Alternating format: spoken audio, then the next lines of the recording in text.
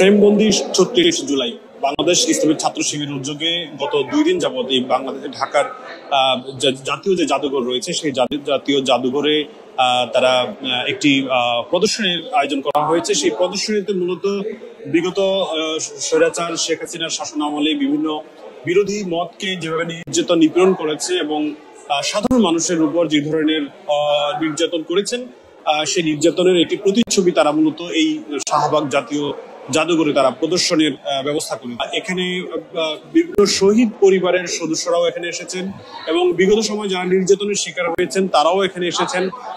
এছাড়া যারা বিভিন্ন ভাবে নির্যাতনের শিকার হয়েছেন তারা এই প্রদর্শনে তারা ঘুরে ঘুরে দেখছেন। স্বৈরাচারের পেটোয়া বাহিনী, পুলিশ, ছাত্রলীগ, যুবলীগ মিলে এবং সন্ত্রাসী বাহিনী মিলে আমার উপর জুলুম নির্যাতন এবং হকি স্টিক দিয়ে, লাঠি দিয়ে এবং রামদা দিয়ে আঘাত করা হয়েছে। এক পর্যায়ে তারা মারা গেছে মনে করি, ব্রিজ থেকে ফেলা দিয়ে আমার মেরুদণ্ডটা ভেঙে দেয়। অনেক কিছু আমরা দেখতেই পাই নাই, তো এখন এই যে আন্দোলনটার মাধ্যমে অনেক কিছু আবার বের হয়ে আসলো এবং এই আন্দোলনটা যাতে আমাদের সন্তানরা ভুলে না যায়।